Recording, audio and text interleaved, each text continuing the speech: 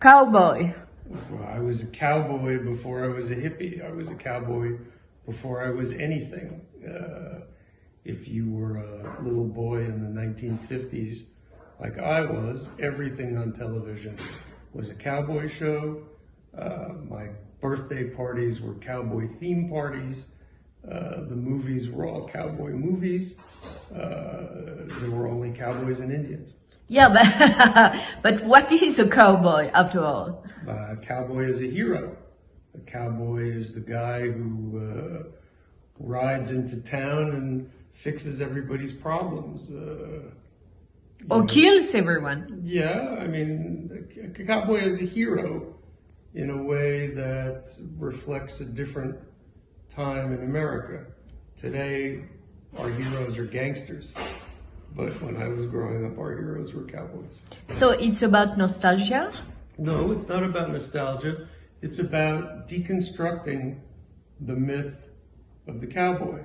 Because if you take three people, John Ford, Leo Burnett, and Richard Prince, they trace a very interesting progression. John Ford created John Wayne, created Monument Valley.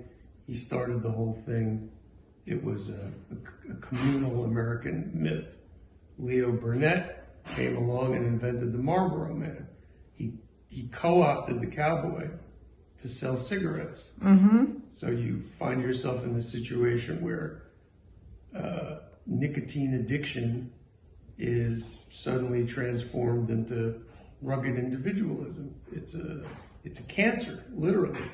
And then along comes Richard Prince, who pulls the rug out from under everything. But the beauty of Richard Prince's work is that even as he is showing you what's underneath the cowboy, the fakeness of certain things, he's also in love with the cowboy. So, Richard Prince. Cowboy. But cowboy. He also loved nurses. Yes, but a cowboy is a loner, and an artist is a loner. You know, that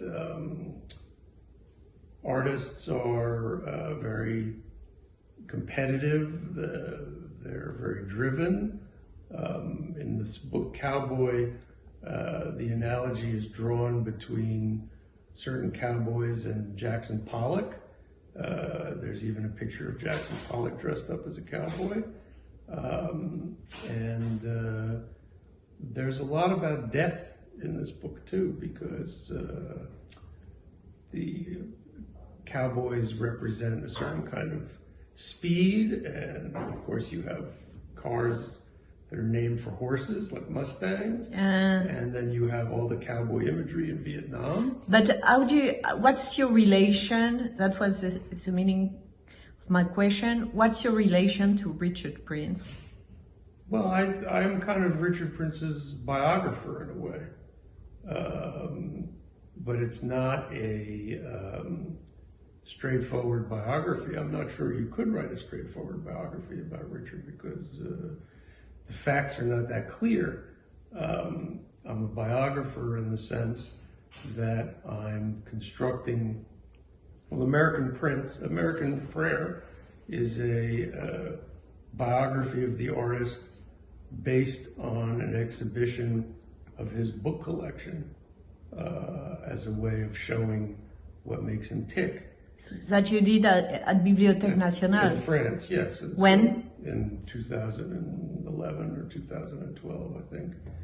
And I've always had the idea of doing some kind of a cowboy-related project because the cowboy is really the principal metaphor of the American consciousness, but it's also a lens that you can look at all of Richard's art through. You can look at his Rasta paintings, you can look at his nurses and his girlfriends. They all connect to this. In fact, the girlfriends came before the nurses and they were the female counterpart of the Cowboys. The nurses were a later development. And is he your friend? Yeah, we met playing golf. And at the time, I was aware, this was before his career had completely taken off. It was maybe a year or two after the nurses were just starting to percolate. And I was aware vaguely of his work, but it was only after we became golfing buddies that I... But I didn't know Cowboys were making golf. The last image in the book is the cover of a program for a golf tournament in Las Vegas, where you can see right there. Wow! Right, and there are a lot of golfing images in here. Glenn Campbell, who played in True Grit, he's seen playing golf in here. James Garner, who played Maverick, he's seen playing golf in here. It's oh, that's funny. Right. It's a solitary sport in that sense, right? The book, how did you make it? How did you make the assemblage of images? Well, first I took pictures of every artwork that had a literal cowboy in it. And From Richard? Well, from books. I mostly did this out of books to start. And then I added in works that were not specifically cowboys, but that connected in my mind somehow to the cowboy work. So I can show you in the other room, there's a work of art that he made that's based on a still from Apocalypse Now with the Playboy bunnies and cowboy hats and things like that. And then what I did was I assembled a library of Western literature, basically every serious cowboy novel. I'm not talking about like the pulp Western so much as I'm talking about Larry McMurtry, Cormac McCarthy, Charles Portis, who wrote True Grit, Oakley Hall, who wrote Warlock. And I read all of those books over a period of 2 years, and I tried to pull out of them quotations that I could match with the images that I had assembled. So I basically underlined or copied everything pithy that I read, and then I cut them up and I tried to match them on this floor here to the pictures. And then I had to come up with a conceptual framework. So I came up with these various sections. For example, since Richard is a bibliophile and a big fan of Larry McMurtry, I decided that the section that dealt with books would be focused on Larry McMurtry.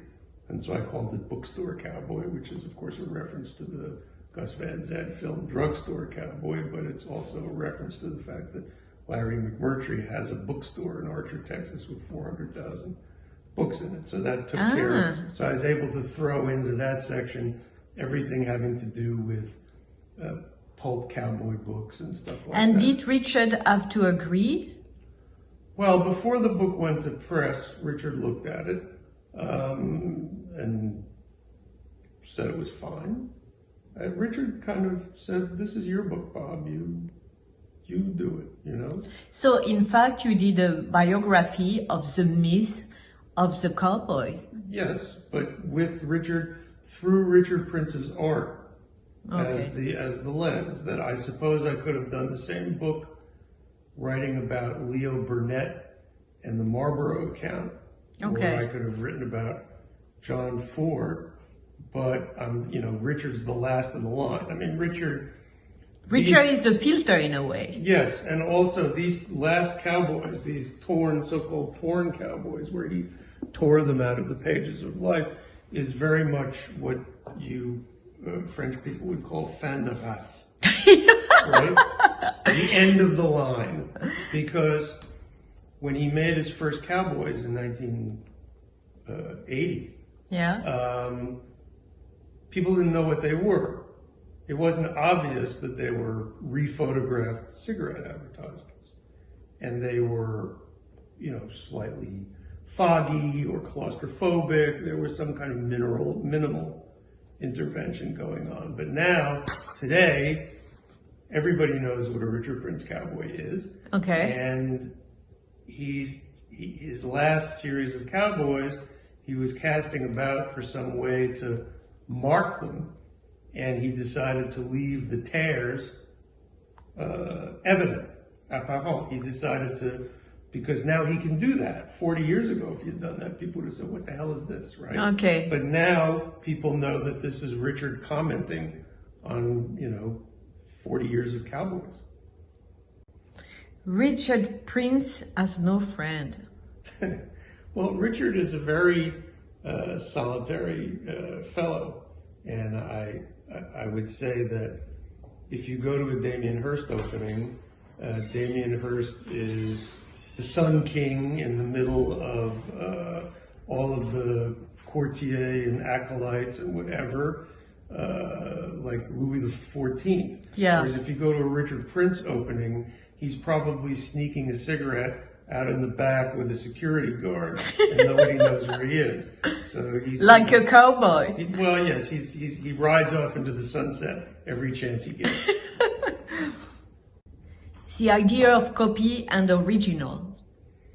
Well, I mean, is anything original? I mean, you can trace most big ideas all the way back to the Greeks, and the Greeks probably stole it from somebody. And a lot of art is just people changing changing something a little bit to, I mean, you take a flagrant example is Virgil Abloh. All he does is take stuff that's out there and change it a little bit. But this is what they call the anxiety of influence. It's this generation is struggling with what the last generation left behind. But, we come back to the idea of the simulacrum, a copy for which there is no original. So Prince is from the new generation, being old, but he expressed something of today. Yes, that's what's interesting about Richard, is that for an old guy, he's pretty up to date. I mean, the Instagram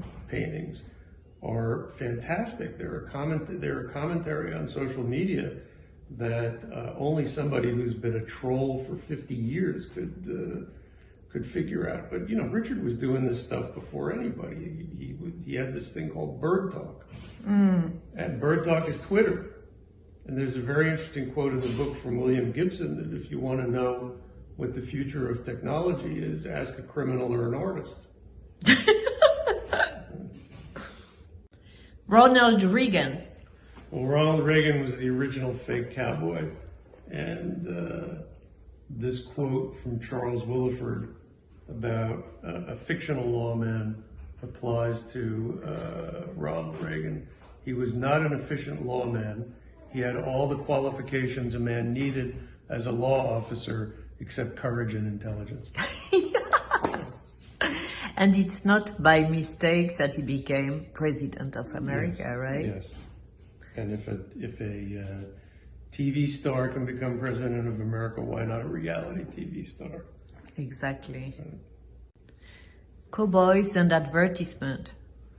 Well, the cowboy was appropriated, I mean, that's the only word for it, by Madison Avenue to sell cigarettes. And it was one of the most successful ad campaigns of all time.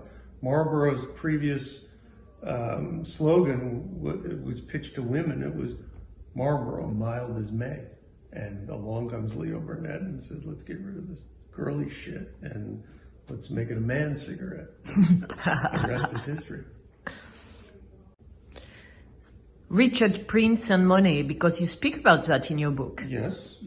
Richard Prince is very well fixed these days, and it wasn't always like that. Richard really didn't start to make money until the early 2000s, and before that he led the kind of simple life that most artists led downtown, scratching out a living, spending most of their time in bars, talking to each other, which is how they become artists. And I don't begrudge him his success. What's interesting about Richard is that he remains a fearless experimenter, even though he's very successful. And what you see today with the art market is that these young artists, as soon as they make a kind of art that sells, they just keep making the same art. Richard is taking risks all the time. Next dream. What is your next dream? My next dream? That's a tough one. To become a cowboy again. No. I went to a dude ranch once. My wife and I took our kids to a working cattle ranch in New Mexico, and we slept out under the stars, and we moved this herd of cattle from point A to point B, and it was really cool. When was it?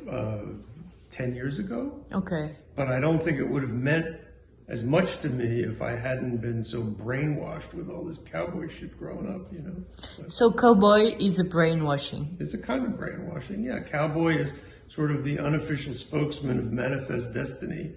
And Manifest Destiny is the political dogma, the political rationale we used to steal all this land from everybody. And so he's like, kosherizing the expropriation as opposed to appropriation of all this land. So you will not dream anymore about cowboys? But I still watch every Western that comes out, and I'm still looking for Westerns that I've never seen. I love Westerns. I can't get enough of the Westerns. The great Western that I just saw recently was The Sisters Brothers by Jacques Audiard. Ah oui. What a great movie. You can still make a great Western. That's interesting. Yeah. Merci. Okay.